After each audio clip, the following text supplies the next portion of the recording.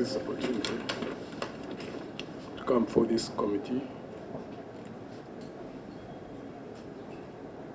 We need to recognize one thing as leaders, yourselves as leaders of parliament, those of us who are active in parties, and any Ugandan who is interested in the struggles that we've been at for the last 62 years. One, that in terms of building this country on strong foundations in regard to governance, that we are still a work in progress. So in determining whatever we determine, we need to ask ourselves, how can we build a country whose foundation is rooted in strong institutions? For those who believe in building strong institutions to be the basis on which a country will survive long term and build and become strong, we would like to urge you to ensure that the status quo remains. Why so? Because right now, the environment in which we are operating is quite testing. Parties themselves, the ruling party, the opposition parties, also works in progress. There are many challenges we still meet. And therefore, we would like to argue that much as there might be issues that arise within parties, that we should not try to fix short-term problems without putting into consideration the long-term consequences of some of those actions that could be taken.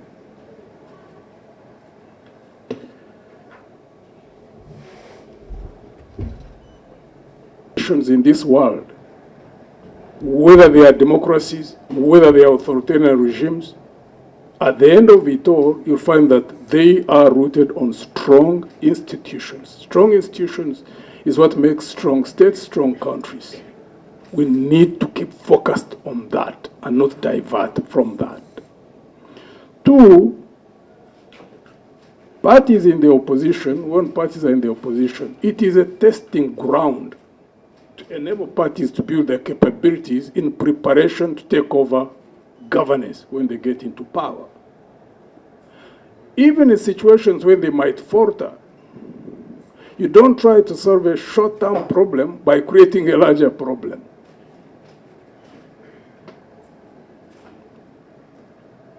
We have had experiences, some of us. At some point, we operated in what used to be the largest opposition party. So we talk from experience. We had two experiences where, at one point, we had an internal election for a leader of opposition. At another point, the party designated. From our own experience, it is very dangerous for you to interfere in the internal processes of any opposition party that is in position to take over the LOP position. In whatever you do, you need to avoid a situation where you create two power centers. It's an organizational principle. You let a party in opposition, the one which appoints or chooses the leader of opposition, to be able to determine whom they appoint by whatever method to be the leader of opposition. Why so? Because if you elect a leader of opposition without the main party that has that leader of opposition in place, you can easily create two power centers. And that's a recipe for disaster for that party. In that regard, what would you be doing? You just simply be weakening a party. We are here not because of the current short-term situation that there is. We are trying to look at things long-term. Because today, NRM is in power, tomorrow it could be in opposition. The parties which are in opposition, one of them could be in government.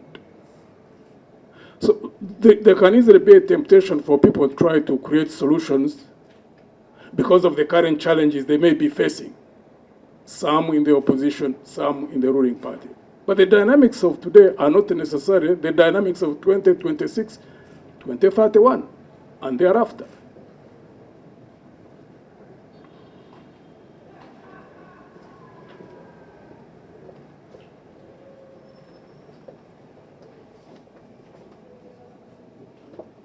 And in that regard, I'd also like to refer to what the Deputy Chair was telling, that there were a series of risks within NUP, that therefore this bill could seek to fix that situation. If there are any internal challenges within NUP or any other opposition party, it should be left that party to be able to resolve those internal contradictions. Right now, if a party in opposition, whichever it would be, if you appoint a leader of opposition from outside their control, you have created a second power center.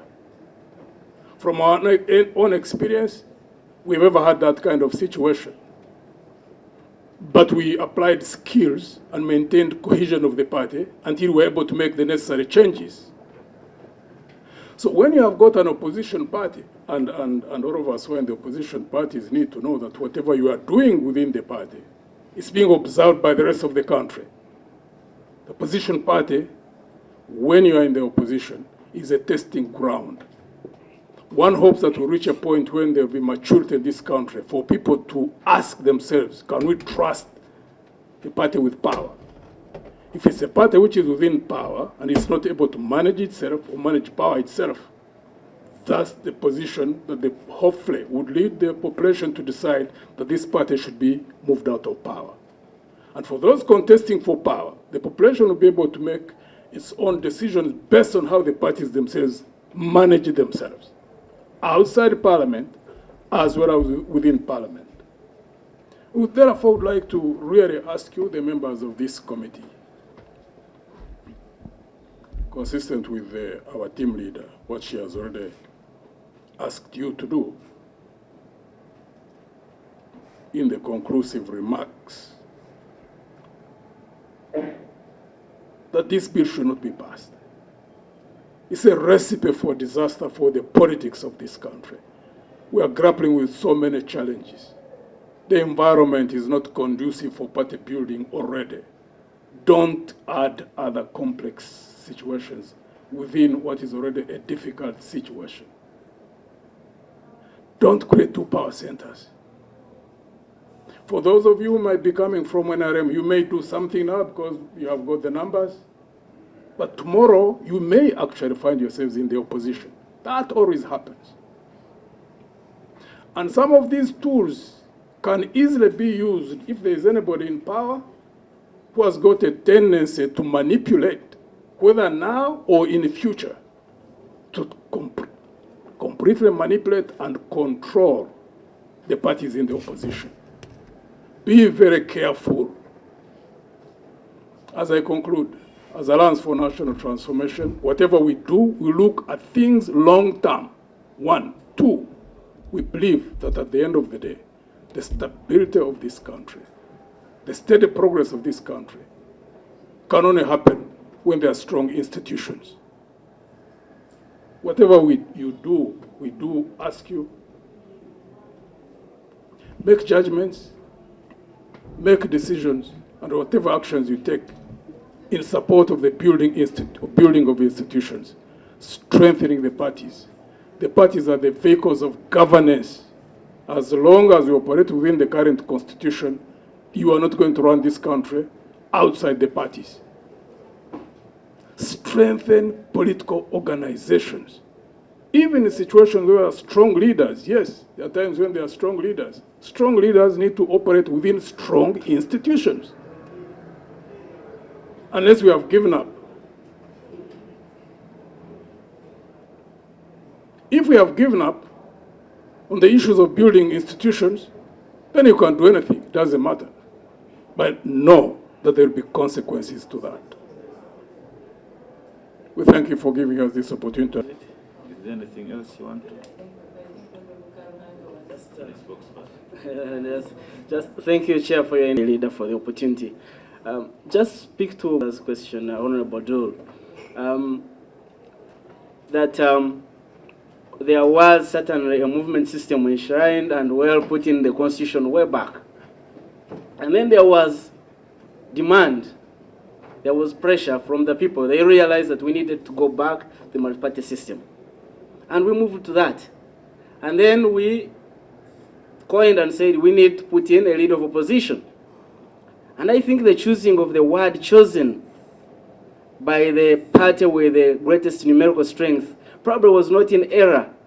I want to believe that that was having had a long time of thinking, of engaging different stakeholders, that people realize that indeed you need to choose a leader of the opposition by the party with the greatest numerical strength, that you don't create an avenue or a window where the ruling party will actually influence who becomes the leader of opposition. So we must stick to empowering these parties, just like a general stated, that it's important that if we create a new law or an amendment to the law, you don't, on one hand, want to have some maybe good intentions, but on the other hand, you completely communicate to the country that you are muzzling, you are strangling, you are suppressing the opposition. So let's not create an avenue, colleagues, that will literally scatter the opposition, which ordinarily should guide this country and correct the ruling party whenever it is possible. So I appeal to you that this is our country. We can stick together and build it even when we disagree on serious fundamental issues. I would like to thank I really think, thank you so much, Mr. Chairman and our leader. I think I've been well represented. There was just... Two are not novices. They know what I mean. Let's give an opportunity to those two young people from the party to say something in a minute. The General will conclude. Thank you, Honorable Chair, and Honorable.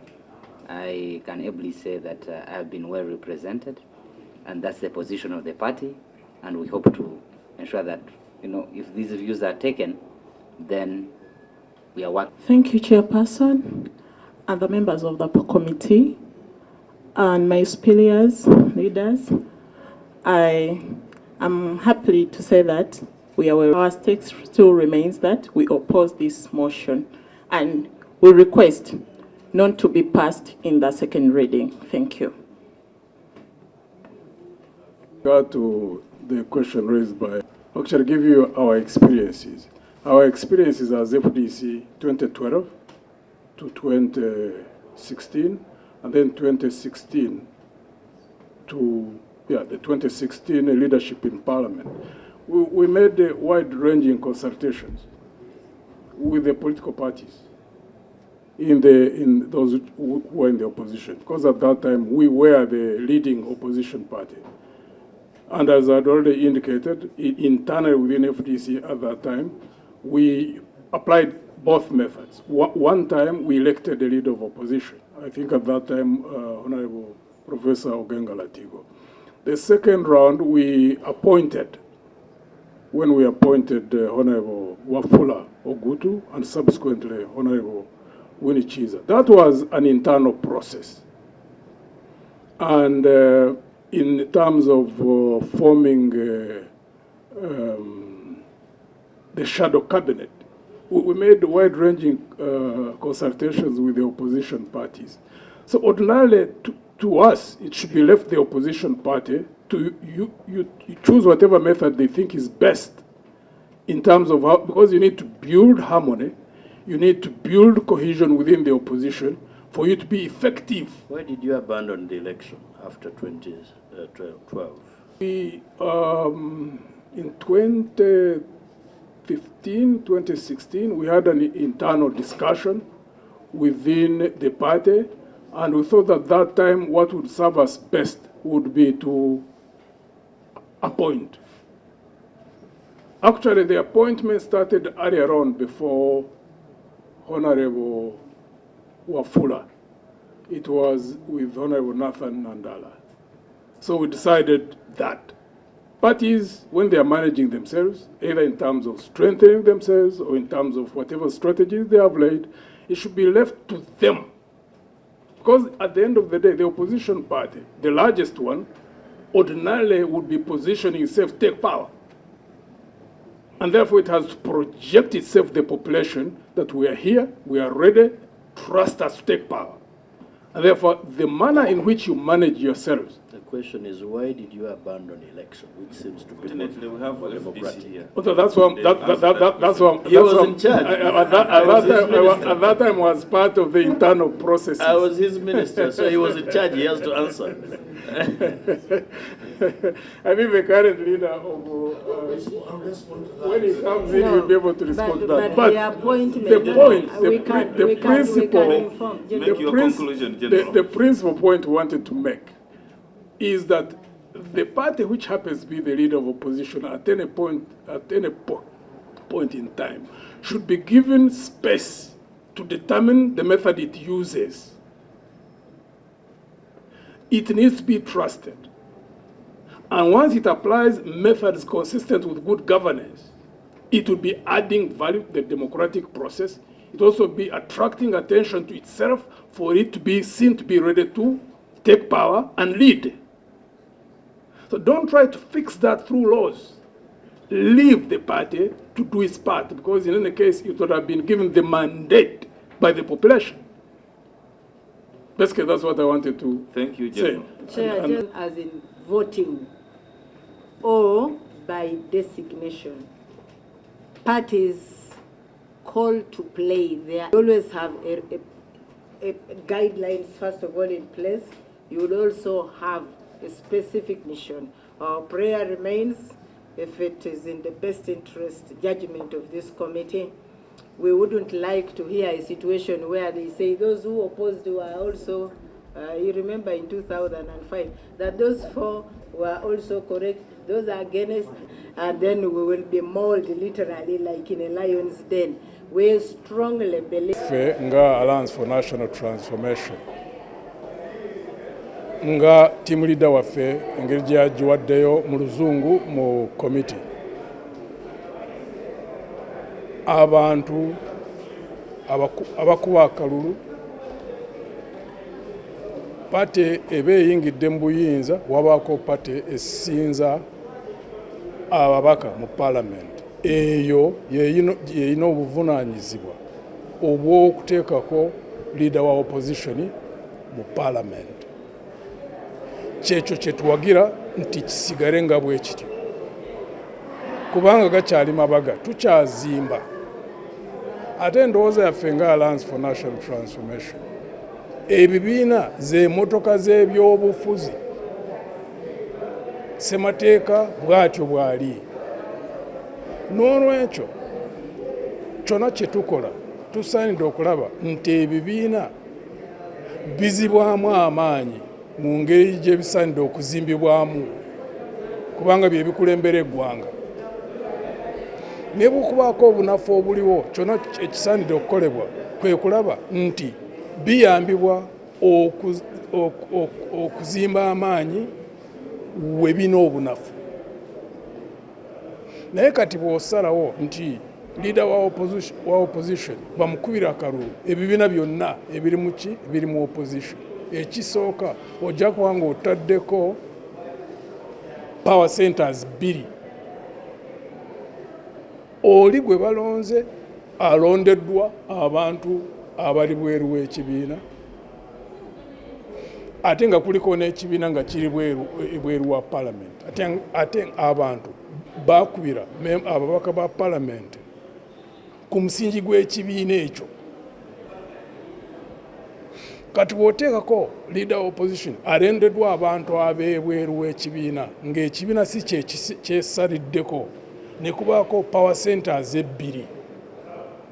Ekisooka awo wasobola okuvaawo akavuyo akasobola okuleeta ekibiina okubeera n'ebizibu munda yaakyo ekitayamba mu nzimba y'ebyobukulembeze mu ggwanga lyaffe. Ekyokubiri, wekuba nga kuliko omukulembeze oba pate eri mu gavumenti olwo nga tekkiririza mu nkola ya demokrasi, oba ng'otadde emundu mu ngalo zaayo oba weapon si mundu kwegamba weapon ekikozesebwa okuleeta akavuyo n'okunafuya abo ababavuganya kubanga ebibiina ebirala oyinza okusanga nga enamba yaabwe bw'ogigatta esobola okusinga abo abalondebwa population ne babeera n'ababaka abasingayo. Kati bwe balonda oyo awagiddwa ekibiina ekiri mu bufuzi awo wajjamu obunafu ate obusinga opposition esobola okukola ki okubeera n'ebizibu ebisinga. Ate abo abali mu gavumenti kati tubagamba ababaka nti olwaleero NRM eri mu bukulembeze enkya eyinza okwesanga mu opposition era ekyo kijja kubaawo kubanga enkyukakyuka zo zibaawo. N'olwekyo tubadde tugamba ababaka ba parliament nti byonna bye bakola kati tebabikola nga bava mu bye balaba olwaleero mu bbanga lino. Kyonna kye bakola bakikole nga kintu kya lubeerera ekizimba kubanga parliament n'ebibiina siga bya bukulembeze mu ggwanga. Kyonna kye basaanidde okukola kwe kola nti ebibiina bibeera n'amaanyi n'awali obunafu bagonjoolewo awali obunafu babeerewo n'amaanyi ne parliament nayo ebeere n'amaanyi naye si kuyisaamu ekiteeso nga kino ekiteeko kyenkakasa bwe banga bakiyisizaamu kijja kuleeta obunafu mu opposition kireeta obunafu mu by'obukulembeze by'eggwanga. Kijja kubanga kiraga nti bano abantu tebategeera nti institutions kintu kikulu nnyo.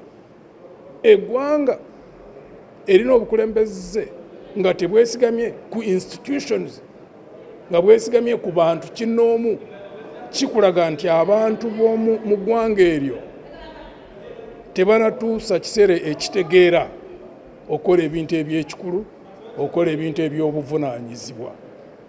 N'olwekyo katulinde tulabe engeri yaabwe nga bwe banaagiraga mu ngeri gye banaasalawo. Reforms nazo zijja